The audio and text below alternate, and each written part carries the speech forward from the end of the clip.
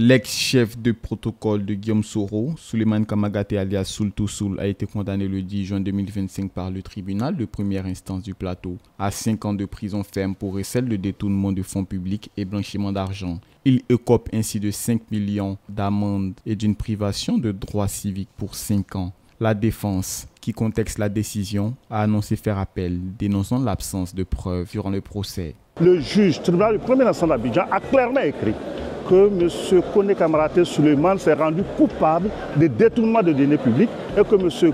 Guillaume Touba Soro a recelé. Ici, dans ce dossier où il est condamné à 5 ans, on dit qu'il est receleur, c'est-à-dire que là, il n'a plus détourné les deniers publics, mais qu'il a recelé. Alors, comment une personne peut avoir détourné des deniers publics et l'avoir recelé encore? Cela montre toute la contradiction de cette procédure et surtout que cette procédure n'est pas si simple que ça.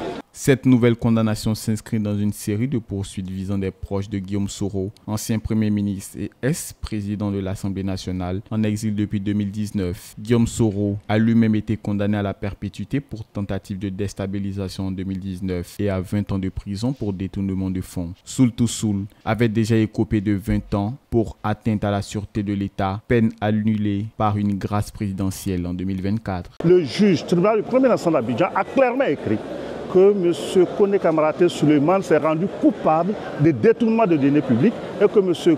Guillaume Touba Soro a recelé. Ici, dans ce dossier où il est condamné à 5 ans, on dit qu'il est receleur, c'est-à-dire que là, il n'a plus détourné les deniers publics, mais qu'il a recelé. Alors, comment une personne peut avoir détourné des deniers publics et l'avoir recelé encore? Cela montre toute la contradiction de cette procédure et surtout que cette procédure n'est pas si simple que ça. Ces affaires judiciaires interviennent dans un contexte politique tendu à l'approche de la présidentielle d'octobre 2025. Guillaume Soro continue de revendiquer la possibilité de faire acte de candidature, bien que privé de ses droits civiques et malgré la publication de la liste électorale définitive, liste sur laquelle il ne figure pas, ainsi que les opposants Tidiane Cham, Laurent Gbagbo et Charles Blé Goudé.